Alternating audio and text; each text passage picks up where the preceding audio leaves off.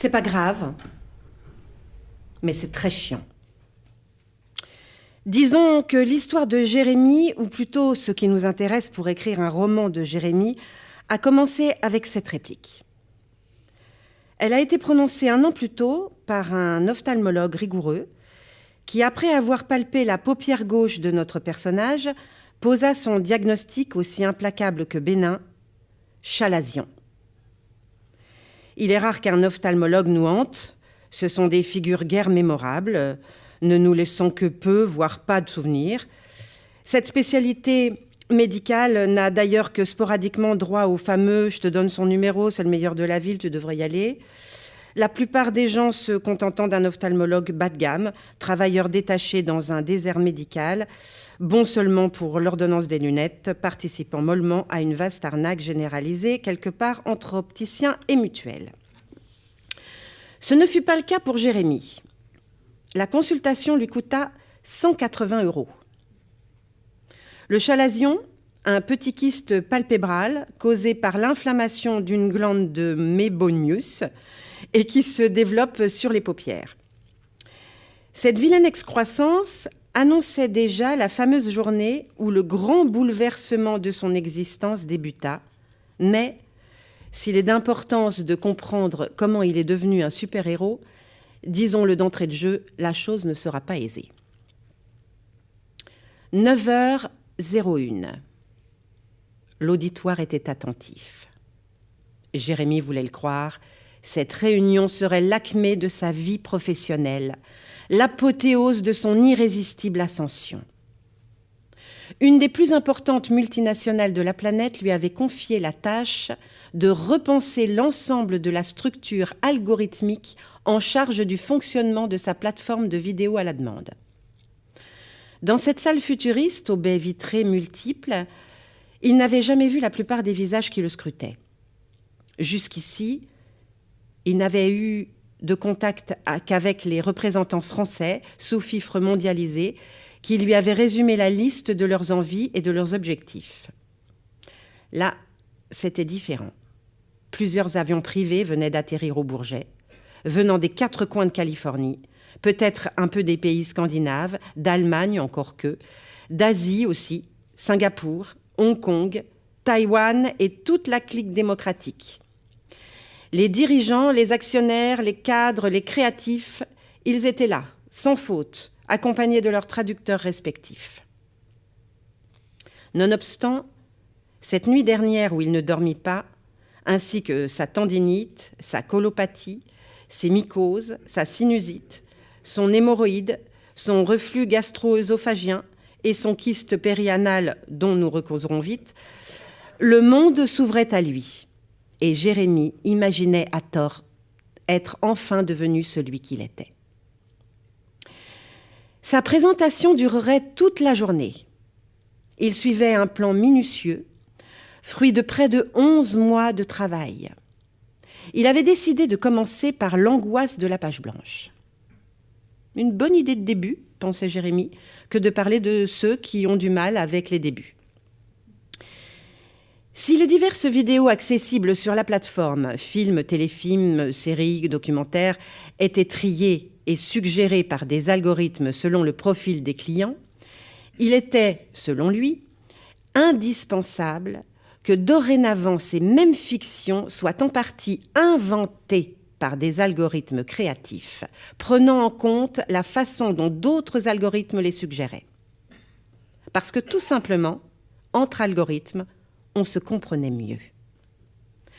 Après une gorgée de thé vert, bu dans une tasse à l'effigie de la multinationale, il expliqua « Le point fort de l'entreprise, ce qui fit son succès en dehors de la quantité disponible pour le prix, c'était la pertinence des choix individualisés proposés aux clients. Il voulait garder ça en le perfectionnant. Il suffisait de trier les histoires par micro-genre, toujours plus précis, qui resteraient bien sûr inconnus des simples utilisateurs. Malgré ses 2 seules mains, en les comptant sur les doigts, Jérémie donna 11 exemples au hasard. Étouffant thriller psychologique mettant en scène la mutation d'un homme persuadé d'être obsédé par le diable dans une époque devenue technodépendante. Comédie dramatique post-apocalyptique pleine de chatons tigrés.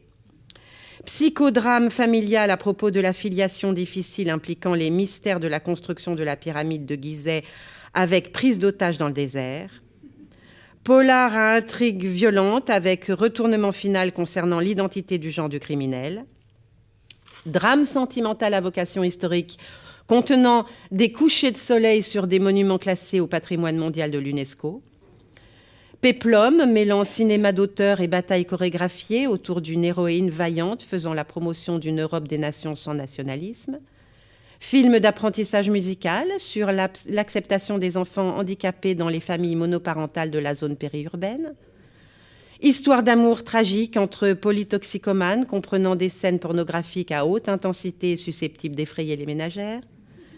Biopic en noir et blanc dénonçant le post-colonialisme rampant des sociétés antiques. Mélo triste avec relents humanistes sur fond d'éruption du Vésuve. Et enfin, épopée écologique d'une jeune militante altermondialiste victime d'inceste dans son adolescence, tâchant d'en finir avec l'humanité à coups d'épidémie globale incontrôlée. Ainsi, après avoir recoupé les informations communes à ce que les clients avaient aimé précédemment, car sans s'en rendre compte, on s'attache à des détails précis, pour savoir ce qu'ils allaient aimer ensuite. Il n'y avait plus qu'à préciser le contenu. Tout était évidemment interchangeable. C'était la force d'une catégorisation millimétrée. Il pouvait y avoir des chatons dans le thriller, un coucher de soleil chez les handicapés, des polytoxicomanes post-coloniaux ou des transitions de genre chez les nationalistes. Jusque-là, ils n'inventaient rien. Les gens qui aimaient les couchers de soleil, même s'il n'est indiqué nulle part qu'il y aura des couchers de soleil, choisissent sans cesse de regarder des films avec des soleils couchants. C'est imparable. Dorénavant, le recul permettait de maîtriser en détail quel contenu était le plus prisé, c'est-à-dire quels mots-clés étaient les plus performants pour combler des désirs mieux personnalisés que les utilisateurs ne connaissaient d'ailleurs pas eux-mêmes. Il fallait rester sobre et discret comme l'interface. Jérémie conclut valeureusement. Il n'y a plus qu'à orienter vos auteurs dès le début du processus d'écriture. Du genre, là, n'oublie pas de mettre un panda. Là, n'oublie pas la Shoah. D'où le premier algorithme de la suite, une aide inventive qui accompagnait la création d'une fiction dans la perspective de faciliter et d'optimiser la manière dont elle serait finalement rangée et donc appréciée. Parce que plus c'est classable, plus c'est appréciable. Un Suédois prit la parole. C'est comme nos meubles, au fond. La seule contrainte que l'on fixe à nos concepteurs, c'est la taille des cartons dans lesquels ils devront être transportés. Exactement. C'est comme vos meubles.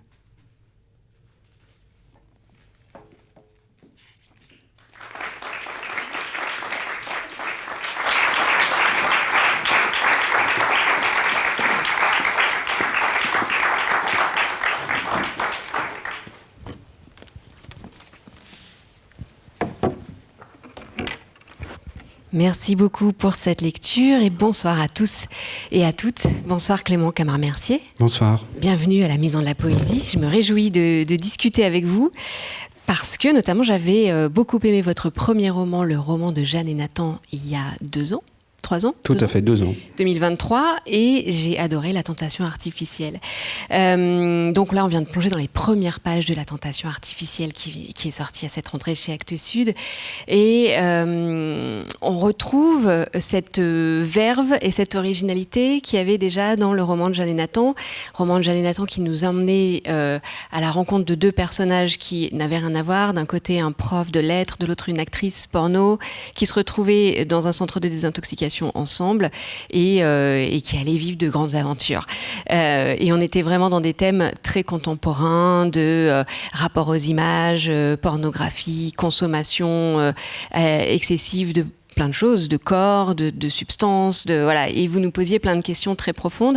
Et il y avait une vibration qui nous rapprochait quand même de choses assez classiques aussi dans l'écriture, dans la tragédie, dans ce côté Roméo et Juliette. Et donc, j'avais pas été surprise de voir que vous étiez dramaturge également et que vous étiez spécialiste du théâtre élisabétain et traducteur de Shakespeare. Et donc, dans La Tentation artificielle, comme on l'a déjà entendu dans ce tout début de texte, on est aussi en prise avec des sujets très contemporains. Donc là, ça va être du côté des algorithmes, de la tech, avec un jeune homme qui a beaucoup de succès dans le secteur des algorithmes, que tout le monde s'arrache pour le faire travailler parce qu'il est très doué, et puis qui va lui aussi vivre de grandes aventures. Et j'ai retrouvé cette même sensation à la fois de lire quelque chose d'extrêmement contemporain, de très ancré dans notre époque moderne. Vous nous posez des questions sur l'intelligence artificielle, sur l'usage des réseaux, sur la façon dont maintenant on se nourrit de choses qui nous sont apportées par des algorithmes qui sont un peu des dieux invisibles qui tournent autour de nous et qui répondent à nos prières sans même qu'on les ait vraiment formulées. Donc j'ai trouvé ça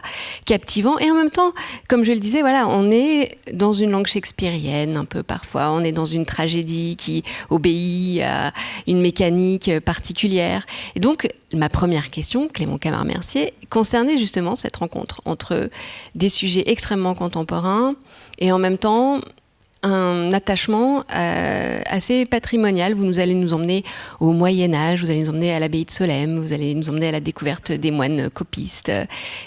Comment est-ce que vous construisez ce choc des époques ou des cultures, Clément Camard-Mercier? Moi, je ne le construis pas. J'ai l'impression que je suis comme ça. En tout cas, les sujets contemporains, disons que je ne choisis pas mes sujets, c'est un peu les sujets qui me choisissent. À un moment donné, c'est peut-être un article de journal ou une discussion avec un ami, et d'un coup, je choisis, je sais que je vais faire un livre là-dessus. Pour ce qui est du style, oui, c'est aussi lié à tout ce que j'ai lu, de tout ce que j'aime, et surtout, je crois, vous l'avez dit, la réponse est dans la question, que Shakespeare, je passe ma vie avec lui, et donc finalement, ça déteint. Donc ça c'est une chose. Après, il y a plein d'auteurs classiques que j'aime, mais j'aime pas, en tout cas, s'il y a une chose que j'aime pas, c'est de classifier par genre, par exemple. Je déteste la hiérarchie des genres. La science-fiction, le polar, le roman sont tout aussi, enfin pour moi, font partie de la famille littéraire. Et donc, ce qui m'intéresse, pareil, enfin, j'ai un intérêt dans ma vie, je le dis souvent, autant pour Heidegger et Dragon Ball, quoi, que je lis de la même manière d'ailleurs. Et donc voilà, l'important pour moi, c'est surtout de sortir du monde des catégories. Donc finalement, je suis content que vous signalez ça parce que ça veut dire que le livre me ressemble. Est-ce que vous pouvez préciser quand même cette première partie de réponse que j'ai trouvée un peu trop courte et qui m'a laissé sur ma faim, sur la façon dont les sujets vous captivent? C'est-à-dire que oui, vous arrivez comme ça, mais c'est le cas de tous les écrivains. Mais vous vous attaquez à la pornographie, à l'addiction, ensuite à l'IA, ensuite aux algorithmes. Enfin, c'est quand même des grands sujets de société dans une rentrée où on a lu beaucoup d'histoires de famille, de gens qui écrivent sur leurs parents, sur leur... Vous allez chercher l'IA quand même, ou les algorithmes. C'est assez audacieux. Oui, mais au fond, enfin... Je ne veux pas parler de mes collègues et mes confrères. Et moi, je les critique pas. On a plein que j'adore, vraiment. De la rentrée littéraire. Mais je parle beaucoup de mes parents dans les deux livres. Hein. Je parle beaucoup de mes amis et je parle beaucoup de moi aussi. C'est juste que je fais un effort pour en faire une fiction. En tout cas, j'ai envie d'en faire une fiction. Moi, ce que j'aime, c'est voir comment le romancier a transformé sa réalité. Oui, j'ai passé vite la question où je trouve mes thèmes, parce que je pourrais vous répondre, oui, vous avez fait la liste de mes névroses, et puis j'en ai d'autres encore plus terribles qui vont nourrir les livres précédents, suivants plutôt. Mais voilà, non, mais c'est vrai vraiment que je choisis pas vraiment mes sujets. Je sais pas comment vous répondre. C'est par hasard que vous faites une radioscopie de... Oui, je lis le journal, ou j'écoute, ou je vis quelque chose. Voilà, de toute façon, il y a deux façons d'écrire sur un sujet. Hein. Soit vous l'avez vécu, soit vous vous renseignez. Voilà, donc il y a des sujets peut-être que j'ai vécu, que je transforme en fiction, et il y a des sujets qui m'intéressent, et je me renseigne. Voilà. Alors, ce que j'ai beaucoup aimé aussi, c'est on l'a entendu, d'ailleurs, on vous a entendu rire, on était juste derrière le rideau plusieurs fois, et moi j'ai beaucoup ri en lisant ce livre, qui néanmoins est à la fois très pop, mais avec aussi la violence de la culture pop. Hein. C'est-à-dire qu'il y a vraiment des passages tarantinesques, il y a des... Ça me va. Il y a des, des courants assez sombres quand même, des drames aussi qui font pas du tout rire, qui sont vraiment des tragédies de la vie. Il y a des choses très angoissantes aussi, beaucoup de nos angoisses communes. Et en même temps, ce petit sourire permanent qui est dans toutes les pages et qui est à la fois un peu grinçant, en même temps assez tendre. Qu'est-ce qui signifie pour vous et qu'est-ce qu'il apporte à la façon dont vous vous placez dans l'œuvre ? Je reviendrai rapidement à la classification, parce que pareil, et ça je crois que c'est aussi, merci à Shakespeare, c'est que je n'écris que des tragicomédies. Et je ne conçois pas, si on ne rigole pas dans le livre, je pense qu'il est très ennuyeux, ennuyant. Et je pense que la vie est ennuyante sans rire. Et la vie est aussi une grande tragédie. Et sur l'humour, j'ai une anecdote, je n'en raconte pas beaucoup, mais celle-là, je pense qu'elle est importante, parce que quand j'étais en première, je suis allé visiter le camp d'Auschwitz et j'étais dans le bus qui nous amenait de Varsovie au camp avec un survivant juste à mes côtés qui s'appelait Samuel Chimitz et il gigotait sur son siège et il voyait que je le regardais et je lui posais la question, qu'est-ce qui se passe ? C'est la première fois qu'il retournait à Auschwitz, il avait quand même passé 2 ans là-bas et il disait non mais c'est que je trouve que c'est quand même plus confortable que la première fois où je suis venu. Et ce jour-là, j'ai compris à quoi servait l'humour et j'ai gardé ça. Je crois que finalement, je dois beaucoup à cet homme-là. C'est aussi une façon de faire... L'expression n'est pas très jolie, mais de faire passer la pilule de certaines choses que vous racontez, certaines façons dont vous malmenez le survivre. Voilà, c'est vraiment... C'est-à-dire pour accepter le tragique de la réalité...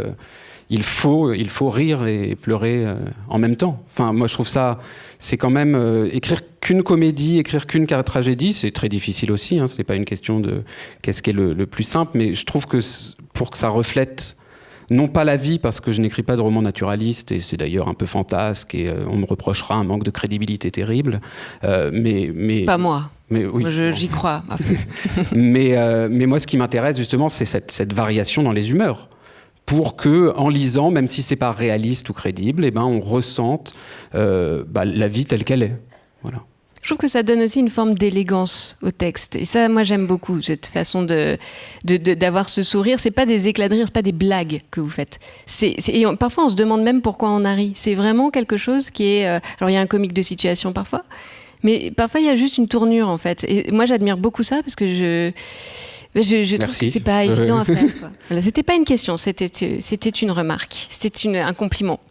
On va écouter une deuxième lecture de La tentation artificielle avant de continuer la discussion. Tout à fait, juste pour la situer en une phrase, le personnage vient d'arriver à l'abbaye de Solesmes.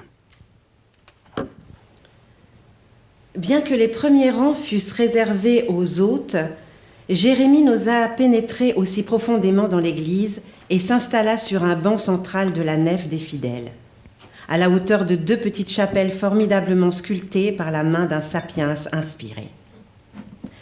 La fermeté de l'assise raviva quelque peu l'inflammation de son kyste vidé, qui, il s'en rendit compte, se transformait peu à peu en un vilain souvenir. Comme le reste de ses mots, il fit un point, le tour de lui-même, le cerveau se concentra sur chaque zone meurtrie, une par une, l'épaule, la gorge, l'estomac, le pied, les sinus, le crâne et encore l'anus. Quelques séquelles, certes, de lancinantes douleurs à la rigueur, sinon depuis qu'il était arrivé ici, calme plat. Un silence. Les cloches sonnaient toujours.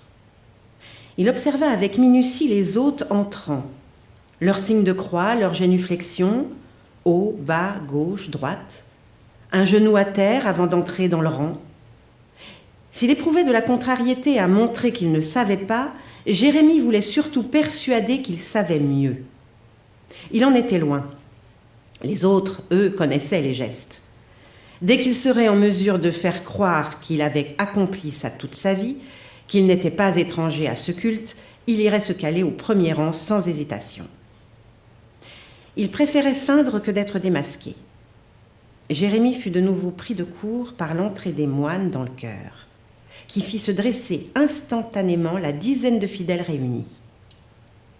Il eut 2 secondes de retard, mais bien heureusement personne derrière lui pour le remarquer. Calquer sa conduite sur la conduite d'autres hominidés lui avait éternellement déplu. Néanmoins, il n'avait pas le choix, il devait apprendre et vite.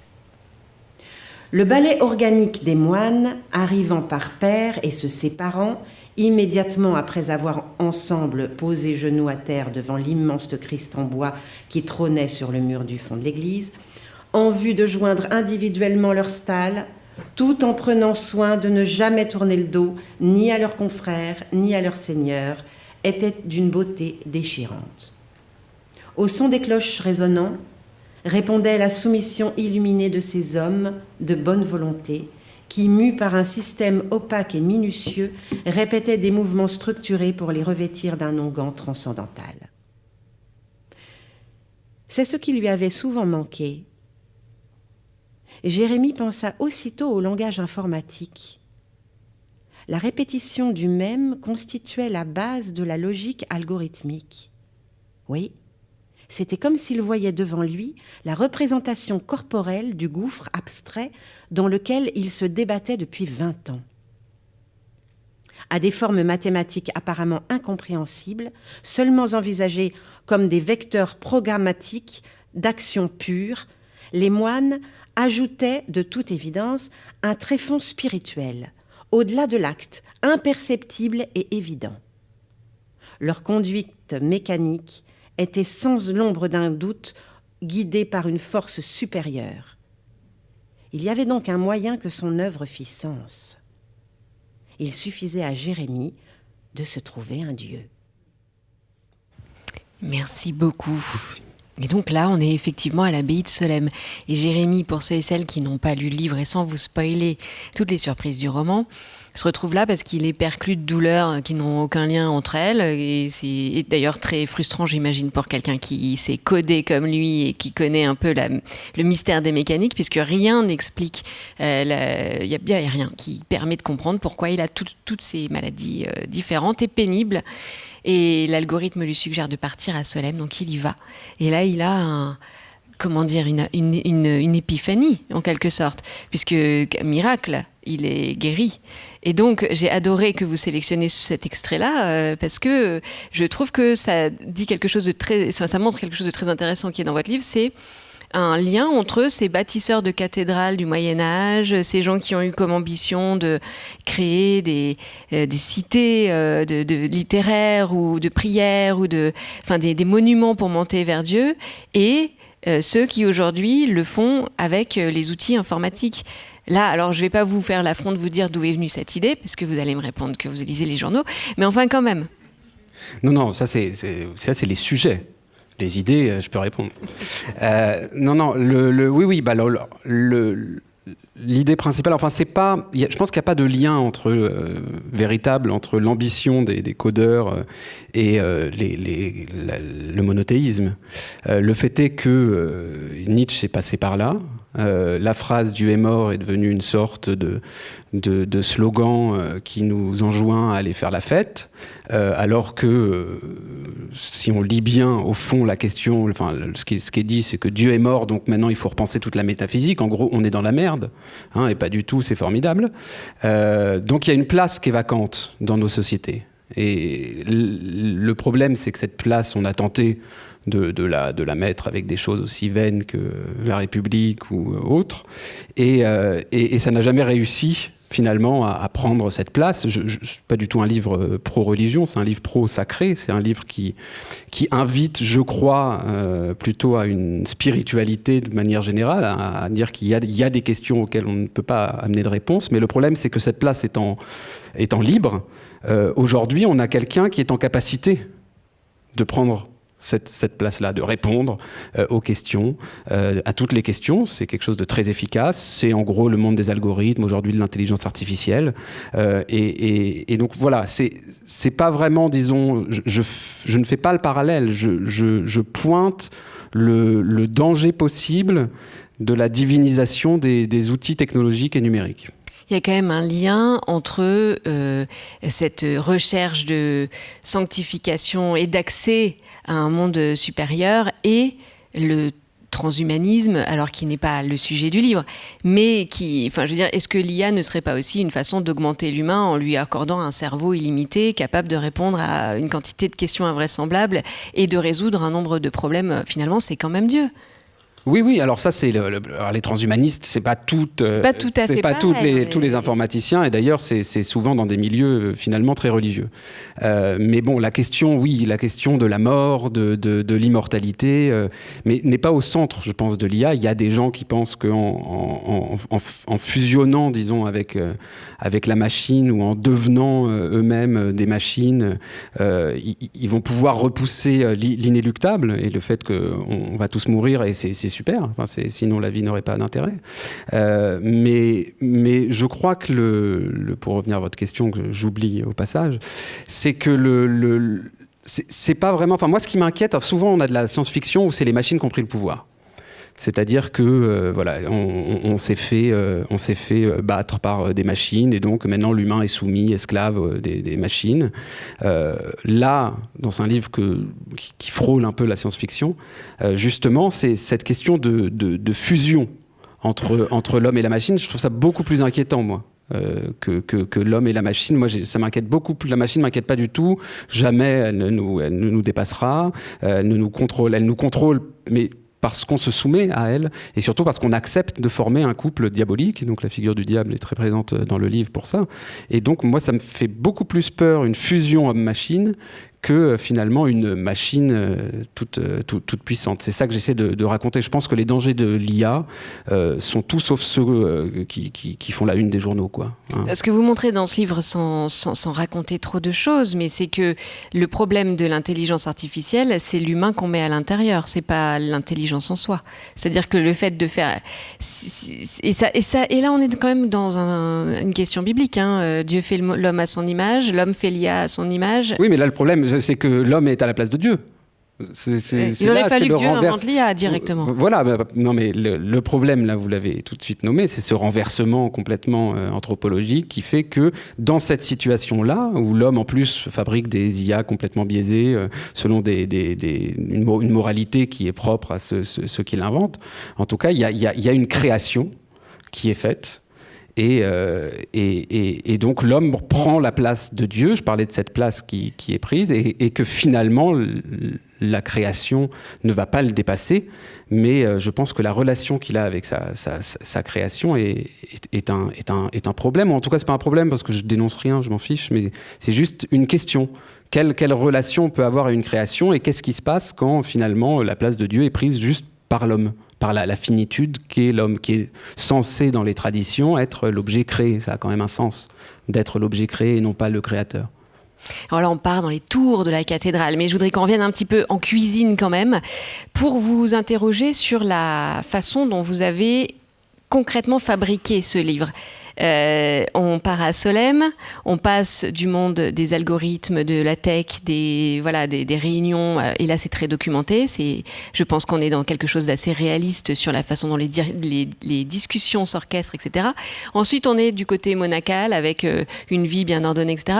On découvre un code mystérieux qui est un manuscrit assez sidérant. Comment vous avez documenté tout ça? Parce que l'idée vient, mais ensuite il y a le travail. Et ce livre, il est assez fou de documentation. Alors, il se trouve, pour répondre concrètement, pour la première partie, qu'on m'avait commandé une pièce de théâtre pour adolescents sur les sites de rencontres. Et donc, je ne m'attendais pas au site de rencontres. Voilà, mais il y a ce qui est résumé dans une des scènes de rencontre Tinder avec son gastro-entérologue. Effectivement.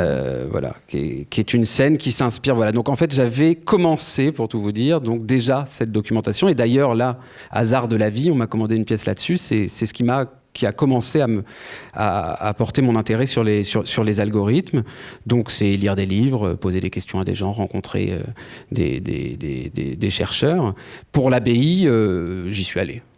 Voilà. Donc c'est deux manières différentes. Voilà. J'y suis allé un mois. Discuter voir comment vivent ces J'y suis hommes. allé en retraite spirituelle, tout à fait, exactement comme Jérémie. Donc là, c'est plus empirique, disons, en tout cas sur la structure du monastère. Je n'y ai pas découvert de code, voilà. Je n'y ai pas trouvé non plus un salut quelconque. Je n'ai pas eu d'épiphanie, mais j'ai trouvé ça très intéressant pour un roman.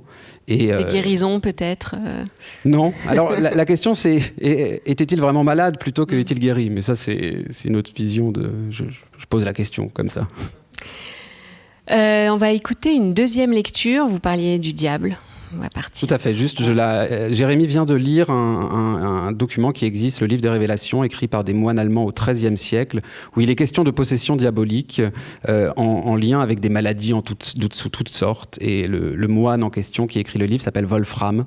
Enfin, s'appelle dans mon livre Wolfram, s'appelle comme ça, dans la réalité, pour vous expliquer pourquoi ce Wolfram intervient. C'est Florence qui lit, hein. Vous avez dit Jérémie.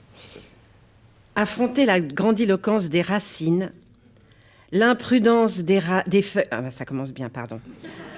Je recommence. Affronter la grandiloquence des racines, l'imprudence des feuilles mortes, la manière des couleurs, l'insensibilité des buissons, l'hostilité des épines, la tendresse du soleil, la voix de la rivière, la salutation des arbres, l'irrésolution de l'herbe et tout ce qui définissait la surabondance de la vie printanière, Jérémie, son grattoir à la main, se délectait de les ordonner.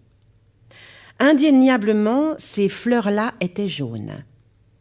Il n'y avait plus Maldon, et bien qu'il eût tâché, face au père hôtelier, de paraître étranger à la superstition, il n'en était rien. Wolfram n'était pas fou et vieux et complotiste.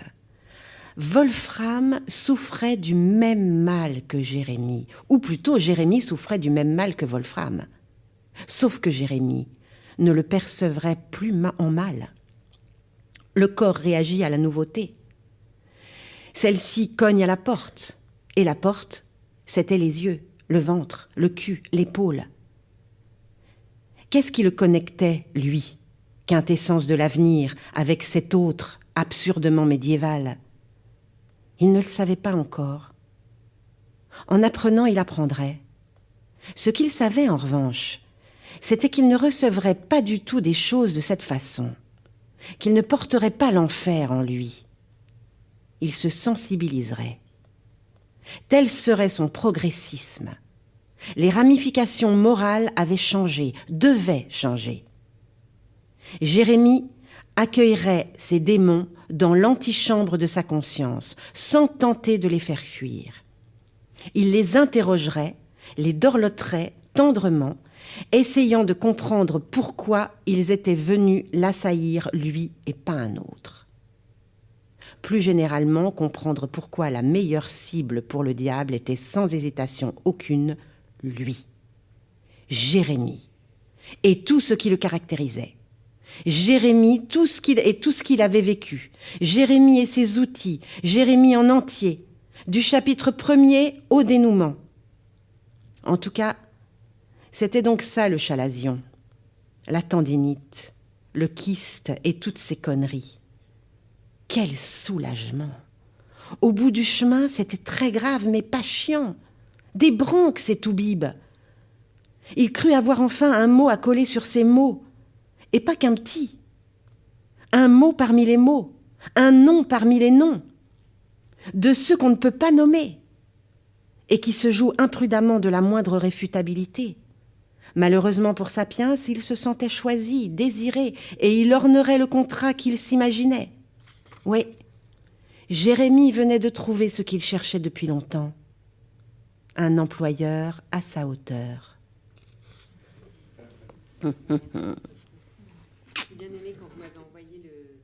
Est-ce que ça marche? Non. Oui. Quand vous m'avez envoyé le message où vous mettiez des extraits, vous avez appelé celui-là le diable. Et effectivement, le diable est là quand même. Il est dans le livre et il rôde. Qu'est-ce qui symbolise pour vous? Et puis il amène aussi la question de la morale et de l'immorale dont vous avez un petit peu parlé tout à l'heure. C'est un personnage, ça reprend un thème classique, on reprend de la littérature, qui est le pacte faustien que Jérémie va faire. Après, ce qui m'intéressait là, justement, sur cette question du diable, puisque le diable, je ne spoile pas, de toute façon, qu'importe, l'important c'est comment, c'est pas pourquoi. Donc c'est qu'il est obsédé par le diable. C'est pas un livre de possession diabolique. Le diable n'est pas un personnage à part entière, mais c'est que Jérémie, ne trouvant pas évidemment pourquoi il a toutes ces maladies et ça le tue, parce qu'un informaticien qui ne comprend pas quelque chose, c'est impensable, comme un informaticien, un codeur qui n'exploite pas à la pleine puissance, au plein potentiel son ordinateur. Parce que si moi j'ai un super ordi avec une carte graphique géniale, il y a un informaticien va me dire mais ça sert à rien pour ton traitement de texte, il va se sentir très mal pour mon ordinateur. Jérémie, c'est pareil pour Sapiens. De manière générale, il trouve que l'humain n'est pas exploité à son plein potentiel. L'IA est quelque chose, finalement, comme tout algorithme, il y a eu des algorithmes bien avant les ordinateurs, dont le but est de donner une réponse à un problème le plus efficacement, le plus rapidement possible. Donc l'idée du diable, c'est plutôt l'idée d'avoir trouvé une réponse à ces maladies, et ça peut arriver à tout le monde dans la vie, il peut y avoir aucun lien entre les choses. Le but finalement de la vie numérique et de cette mort finalement du sacré, c'est que le destin, le hasard n'existe plus. Donc il doit absolument trouver une raison à ces problèmes, et il la trouve très simplement dans le diable, et d'ailleurs ça l'arrange bien, puisque justement il va se sentir comme ça, doté d'une mission qui est celle diabolique finalement, d'affronter Dieu, tout simplement, d'être le penchant contre. Et voilà, donc le monastère, évidemment, on pourrait croire qu'il y va, qu'il se transforme, que l'informaticien rencontre Dieu, devient moine, mais ce n'est pas du tout le cas, ne vous inquiétez pas. Il rencontre plutôt le diable. Voilà. Et poussé par un moine, c'est ça qui est assez étrange, alors que le moine, en lui donnant ce livre, pense que l'amener ailleurs. Voilà. Donc c'est vraiment quelqu'un qui comprend rien, qui comprend tout à côté. Et c'est une lecture, en fait, finalement très binaire du réel, qui perd absolument toute sa substance. Voilà. Donc le diable, c'est quand le réel n'est le diable dans le livre, le réel n'est plus du tout interprétable, le réel n'est devenu que du code. C'est vraiment la matrice, pour ceux qui ont la référence. C'est quand même un personnage assez fascinant, Jérémie, parce que vous venez de le dire, c'est finalement quelqu'un qui, à un moment il vrille quand même à plusieurs moments. Il est déjà vrillé, mais justement, c'est l'une des questions. C'est-à-dire que c'est quelqu'un qui pourrait avoir tout pour être heureux, mais à qui il est quand même arrivé des drames personnels. En même temps, il a beaucoup d'argent, il a une grande maison, il y a des blocages dans sa vie qui remontent avant. Enfin, qu'est-ce qui s'est passé avec Jérémie ? Est-ce qu'il y a une prédisposition ? Alors, oui, c'était très important de rajouter, ça c'est dans la dramaturgie de ma cuisine, de rajouter des drames personnels, pour pas que ça soit justement un personnage maléfique, qui n'a aucune raison, qui n'a aucune tristesse, pour la simple et bonne raison, justement, que la vie, c'est savoir surmonter des douleurs, avec humour, avec joie, ou avec tristesse aussi, partager des moments de tristesse, et que finalement, en bon informaticien, enfin tous les informaticiens ne sont pas comme ça, et je ne suis pas du tout technophobe, mais il ne sait pas gérer la douleur, il ne sait pas gérer les sentiments. Il pense vraiment que c'est et je pense que doucement, la société le devient de plus en plus, il pense que les sentiments sont un frein à l'avènement du néo-humain. Voilà. Et ses propres sentiments, je voulais vraiment que ça parte de lui, ça parle d'un deuil, d'une peine de cœur, quelque chose de personnel, pour rendre évidemment le personnage attachant, et aussi parce que finalement, c'est pas vraiment un livre non plus sur le numérique, c'est aussi un livre qui se demande comment on peut surmonter certaines peines et certains chagrins. Qu'est-ce que faire un deuil ? Et c'est parce qu'il n'a pas réussi à surmonter ces choses-là qu'il devient celui qu'il est. Et finalement, on revient à la question précédente sur la proposition nietzschéenne dont il faut tout de suite, en sortant de la salle, s'emparer. Vous êtes fort en construction. Hein. Et c'est aussi une histoire d'amour quand même. Le roman de Jeanne et Nathan, c'était une belle histoire d'amour embarqué dans une tragédie terrible. Cette histoire-là aussi, à un moment donné, le personnage quand même se dit, la seule raison pour laquelle on peut vivre ou mourir, c'est l'amour. Mais c'est quand même une réflexion qui est embourbée dans un flot de boue. Oui, alors là, c'est bien que vous le releviez parce que c'est aussi une histoire d'amour, juste parce que c'est la seule chose qui m'intéresse au fond, d'écrire, parce que je pense qu'au fond, tout est histoire d'amour. Et s'il n'y a pas d'histoire d'amour dans un film, dans un livre ou n'importe où, je m'emmerde. Donc j'ai comme préjugé que les gens ont le même goût que moi, donc je mets des histoires d'amour partout. Voilà, je pense que c'est à peu près la seule réponse. Après, c'est pas le même amour, j'ai voulu quand même, il faut faire des variations. Là où j'étais parti sur l'amour-passion, l'amour totalisant de Jeanne et Nathan, l'amour qui va nous sauver finalement, grave erreur, il peut aider, mais voilà, que l'amour n'est pas là pour boucher des trous. Les trous, il faut les laisser béants et apprendre à marcher autour. Là, c'est un livre plutôt sur une construction amoureuse beaucoup plus longue. Comment surmonter des douleurs, comment faire un couple après le mode passion, qui est formidable, mais comment faire le deuil du mode passion pour chercher justement dans l'amour différentes choses nouvelles et tout aussi exaltantes et peut-être même aussi excitantes. Donc c'est vraiment qu'est-ce que construire un couple. C'est plutôt sur le couple que sur l'amour. Alors cette histoire d'amour et l'histoire d'un homme qui traverse quand même sa vie en se posant des questions et en cherchant quelque chose, vous nous amenez à un moment donné notamment dans l'ultra-violence d'Internet, dans des pages qui m'ont pas mal traumatisée. Bon, on va pas non plus... mais c'est les nettoyeurs du web, ceux qui regardent des vidéos. Après, je suis allée lire des articles qui vous avez dû lire aussi. Peut-être qu'elles vous ont inspiré le roman. Mais c'est ces gens qui nettoient les réseaux sociaux des vidéos qu'on n'a pas le droit de poster, qui sont horribles. Là encore, vous invitez la morale. Et il y a quelque chose de... Enfin, là, vous nous mettez un coup sur la tête. Ça n'est pas grave du tout. Ça rentre très bien dans le livre. Mais pourquoi vous avez eu envie d'aller vers cet extrême-là ?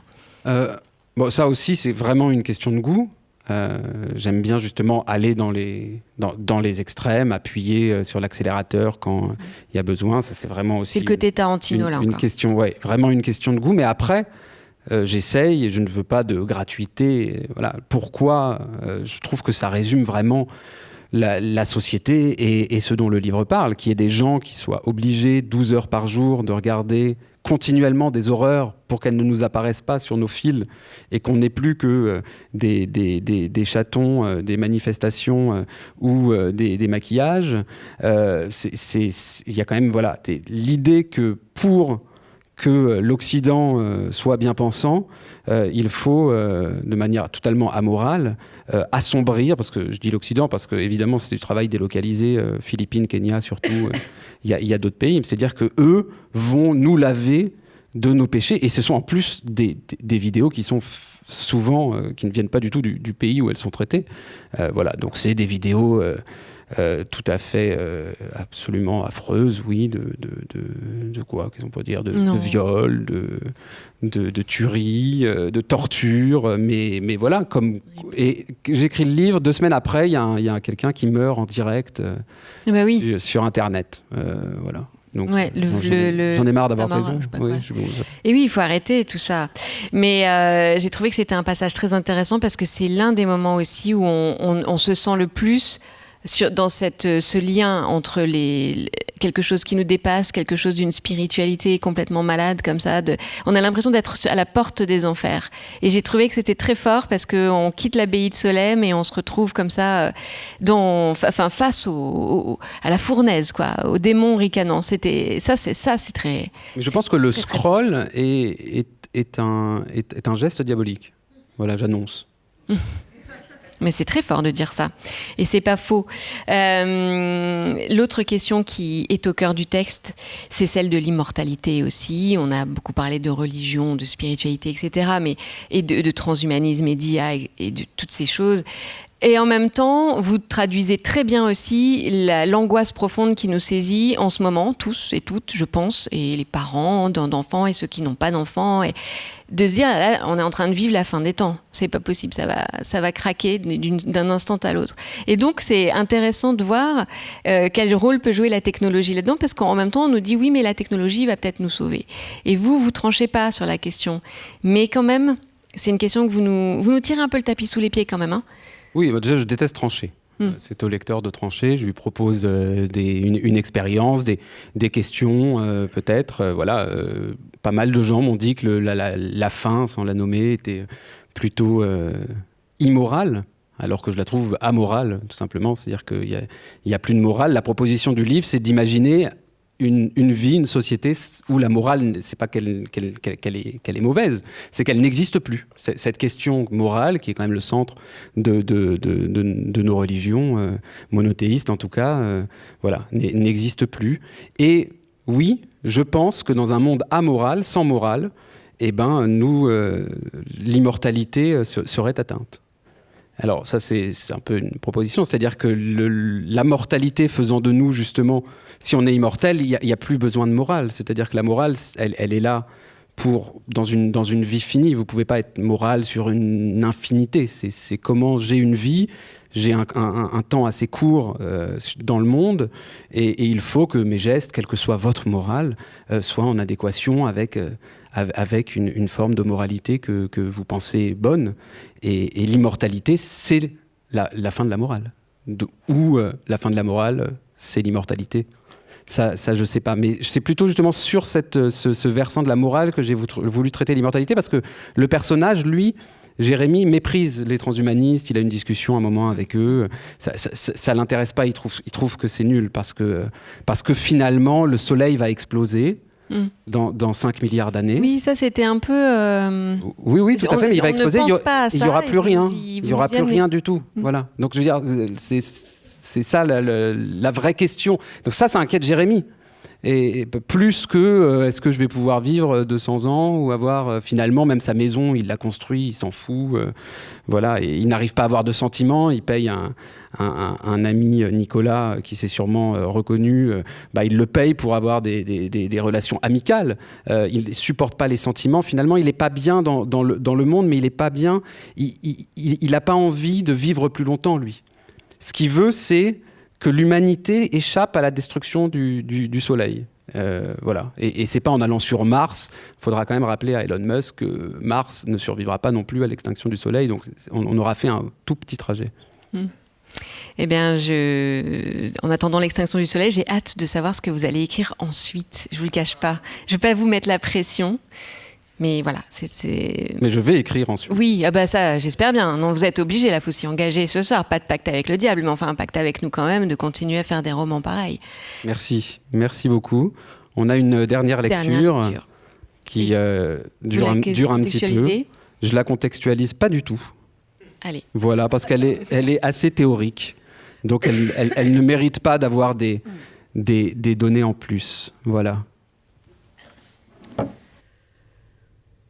Pendant trop longtemps, les infidèles de la tech, et lui avec, s'étaient concentrés pour devenir de simples accélérateurs ou administrateurs de vie, nivelant par le bas, sous la contrainte d'une éthique technocratisée, le potentiel faramineux des outils qui étaient dorénavant à la disposition de l'espèce. Cette mal nommée tech avait vite sombré dans les arcanes de l'argent et du pouvoir, commercialisant toujours plus de produits ou de services inutiles à des gens qui avaient besoin de tout sauf de ça. Aussi, pour ces temples ou ces boutiques au sein de ces chartes ridicules, elle avait imaginé des monastères sans Dieu, ce qui n'avait profondément aucun sens. Soit on détruisait Dieu, le monastère et ses idoles avec, soit on y croyait et on entretenait ses temples. Mais garder l'un sans l'autre, c'était improductif. Jérémie savait que c'était la mode de conserver les rites religieux, fondamentaux au bon déroulement de la... Jérémie, c'est très difficile à lire. Jérémie savait que c'était la mode de conserver les rites religieux, fondamentaux au bon déroulement de la vie humaine, en les désacralisant. en les laïcisant. Ça sonnait mieux. Prenez par exemple la crémation. Même ceux qui n'avaient pas foutu les pieds dans un de ces sordides fours crématoires high-tech, dont les bureaux de la Silicon Valley semblaient ironiquement ou cyniquement, ils n'avaient jamais su s'inspirer, étaient au fait qu'on tentait d'y reproduire avec exactitude la cérémonie religieuse, ses musiques solennelles et ses discours, ses moments de silence et de recueillement. Sauf qu'après, le corps disparaissait derrière une vitre automatique en vue d'être brûlé et d'émettre assez de CO2 pour filer de l'urticaire aux bobos larmoyants qui trouvaient quand même que cette cérémonie était une très belle cérémonie. Cela devait être tout simplement interdit. Pas de brûler le corps. Les gens faisaient bien ce qu'ils souhaitaient et Jérémie restait un pur libéral au sens philosophique. Non. Ce qu'il aurait fallu faire, ce qu'il aurait fallu interdire, c'était la possibilité de copier un rituel religieux en le blasphémant sur le champ par un corps brûlé. C'était dorénavant à ses yeux neufs ce que la tech faisait. Si vous vouliez vous faire cramer, ce serait en solitaire et en silence, avec l'interdiction formelle d'y ajouter la moindre cérémonie, le moindre cérémonial. Excepté si vous étiez hindouiste ou adorateur de Zeus et d'Apollon, évidemment. Apprend-on encore le concept de melting pot à l'école ? Il se demanda. Bon, le mariage républicain, à la limite. On le faisait tout comme à l'église, seulement la République remplaçait Dieu. Comme pour les droits de l'homme, il y avait de l'idée, ça n'avait pas marché. Passons à autre chose. Et vite. Franchement, faire tout comme à l'église et ensuite cramer un corps. Hérésie parmi les hérésies. Ce n'était pas possible, non.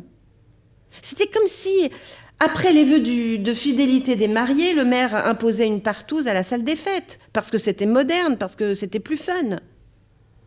Bon, et puis, même les monastères avec Dieu, Jérémie considérait désormais d'expérience qu'ils en avaient fait le tour, ou plutôt qu'ils avaient fait leur temps. En Occident, l'augmentation de l'humain ne pouvait plus se faire par la spiritualité, mais par la technologie, à un degré de soumission semblable. Ça va être une adaptation assez fastoche, pensa-t-il cependant qu'il codait. Jérémie savait qu'avec le téléphone intelligent, le transhumanisme avait achevé son étape la plus importante. Faire accepter à Sapiens une évolution provoquée. D'accord, ce n'était pas une puce dans le bras, mais la puce dans le bras ne transformerait pas nos modes d'action. Ce serait juste plus commode à transporter et on ne la perdrait pas. Pour ce qui était de notre manière d'être, le dit smartphone, évolution logique et terminal du web, l'avait fondamentalement changé, bouleversant nos façons de dormir, de chier, d'habiter, de nous soigner, de voyager, d'allaiter, de bouger, d'apprendre, d'écrire, de temporiser, de se souvenir, de baiser, de digérer, de se divertir, de s'informer, d'aimer, de cuisiner, de photographier, d'éduquer, de penser ou de discuter. Jamais Sapiens n'avait subi une telle évolution depuis une centaine d'années. Et si elle ne s'était pas encore manifestée génétiquement, elle avait déjà modifié son corps. Il n'y avait qu'à se balader dans la rue ou se regarder dans un miroir pour le constater. Un petit quadrilatère avait poussé sur la paume de sa main. En était devenu sa continuité, presque organique. Et ce quadrilatère était désormais l'infatigable interlocuteur privilégié des 80% de la planète qui en était équipée. Le reste n'allait plus tarder à suivre. La greffe évolutive, question d'années. On comptait plus de téléphones de ce genre en circulation que d'êtres humains. Ce quadrilatère-là était la chose la plus partagée de l'humanité. Et une poignée d'entreprises en fournissait exclusivement les contenus principaux. Si bien qu'en quelques endroits du web, vous vous retrouviez presque à tous les coups en Californie. Il y a toujours une matérialité derrière la dématérialisation. Les câbles sous-marins le prouvaient. Rien n'était finalement sans fil, c'était une illusion. Que Sapiens utilisa les mêmes applications, les mêmes moteurs de recherche, les mêmes sites, les mêmes réseaux où qu'il fût sur le globe, ça, Jérémie en était fier. Le plus gros était déjà fait. Sa pensée continua. Il y avait donc ce par quoi ça se ferait. La seconde évangélisation de l'histoire de l'humanité n'en serait que facilitée, comme si tous les sauvages avaient su lire le latin et avaient eu leur propre Bible au moment où les premiers colons foulèrent leur terre. Cela aurait été plus facile. Imaginez, être déjà à portée de main de tous et pouvoir en faire ce qu'on voulait.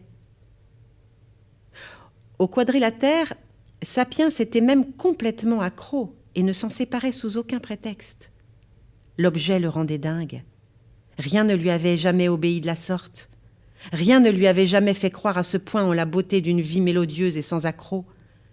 Si bien que, si l'on lui demandait ce qu'il avait fait de sa journée, en excluant son temps devant un écran, il était bien incapable d'y répondre. Jérémie savait qu'il aurait plutôt fallu faire exploser tous les quadrilatères à distance, que l'avènement du monde nouveau en serait facilité, que l'ère messianique se rapprocherait bougrement, mais de toute façon, la finalité n'était ni la beauté, ni la noblesse, ni la liberté de Sapiens, ni son bonheur.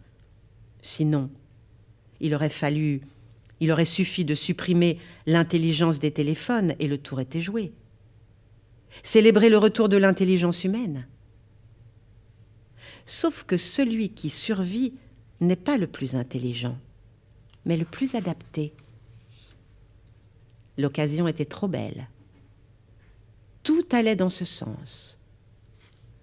À quoi cela pouvait-il bien servir d'avoir provoqué une nouvelle évolution de son espèce, geste d'une beauté indicible et incontournable, si elle ne servait qu'à, au choix, devenir plus con, en déléguant des tâches qu'elle faisait antérieurement, seule, dessiner, écrire, se repérer, parler une langue étrangère, pour ne citer que ça, et que l'espèce ne savait par conséquent plus faire,